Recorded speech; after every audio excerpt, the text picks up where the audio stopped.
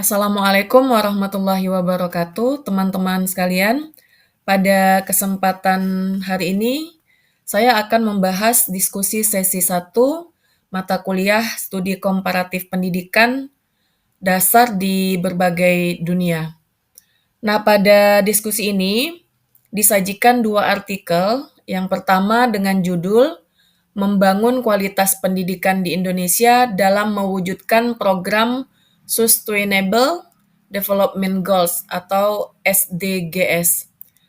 Nah, menurut artikel ini, kondisi pendidikan di Indonesia itu masih cukup rendah karena pada tahun 2015 itu data yang diperoleh dari pertemuan negara-negara berkembang PBB sebanyak 15% penduduk Indonesia masih buta huruf. Kemudian di artikel ini juga dikatakan bahwa pendidikan di perkotaan itu jauh lebih unggul daripada sekolah-sekolah yang ada atau pendidikan yang ada di pedesaan. Nah, hal ini dapat dilihat dari kondisi infrastruktur pendidikan di pedesaan itu masih sangat minim, sehingga kualitas dari pendidikan itu sendiri juga masih sangat minim dibandingkan dengan sekolah-sekolah yang ada di perkotaan.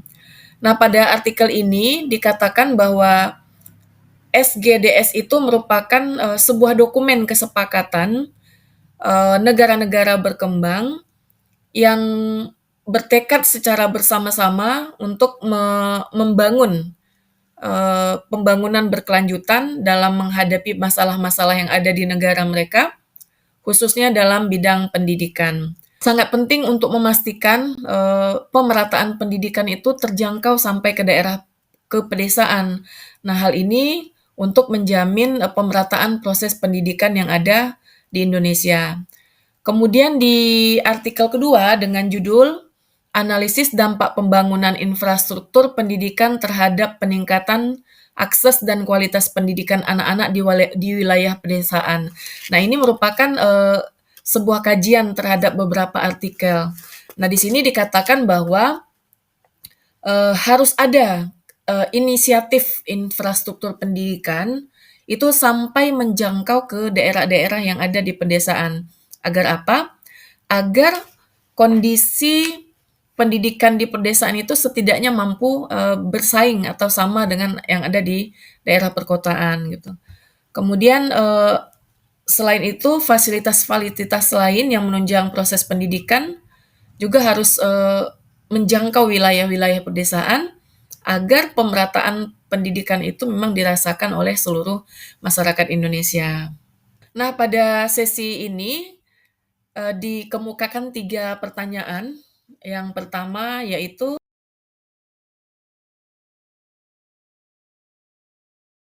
benar sekali Bapak Ibu, masalah pendidikan yang dibahas pada artikel tadi yang telah kita bahas juga dirasakan oleh sekolah-sekolah ya, khususnya di sekolah saya, di SD SMP Negeri 7 1 Atap Moro, Kabupaten Karimun, Provinsi Kepulauan Riau. Nah, di sini jangankan untuk infrastruktur seperti laboratorium atau perpustakaan, untuk jaringan internet saja sebagai sumber belajar yang sangat penting bagi proses pembelajaran, dan listrik sebagai sumber dari keberlangsungan proses pembelajaran juga masih sangat minim. Sulit mensejajarkan anak-anak yang ada di sekolah saya untuk berdiri sejajar dengan siswa-siswa yang ada di perkotaan dengan sarana dan prasarana dan infrastruktur yang menunjang. Saya memahami bahwa kondisi dan letak geografis ini memang sangat berdampak terhadap kualitas pendidikan anak-anak di Indonesia. Akan tetapi, kita akan mencoba untuk, mengikuti semakin jauh letak sebuah sekolah dari pusat perkotaan, maka semakin terbatas pula fasilitas dan kelengkapan yang dimilikinya.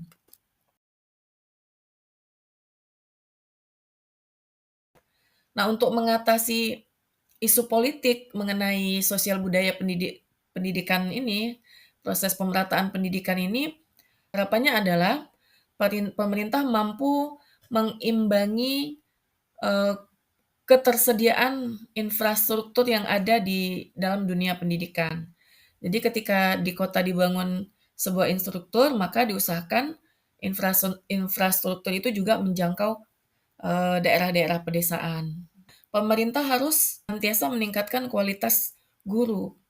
Ya, guru-guru ini diberikan pelatihan agar kualitas guru-guru yang ada di kota itu juga sama seperti kualitas guru-guru yang tinggal atau mengajar di pedesaan. Terkait dengan kurikulum, ini harus ada penyesuaian, penyesuaian sesuai dengan konteks kedaerahannya.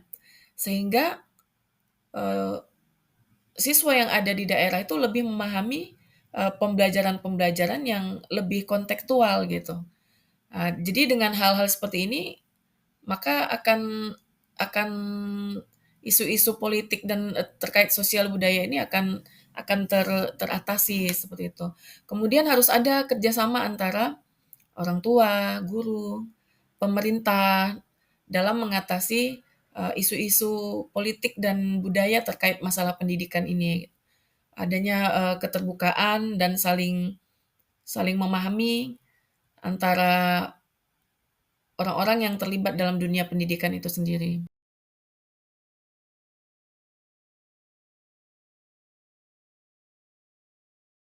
Pendidikan di berbagai negara itu memiliki fokus yang berbeda-beda. Studi komparatif pendidikan dasar di berbagai negara mengungkapkan bahwa tidak ada satupun sistem pendidikan yang sempurna untuk suatu negara.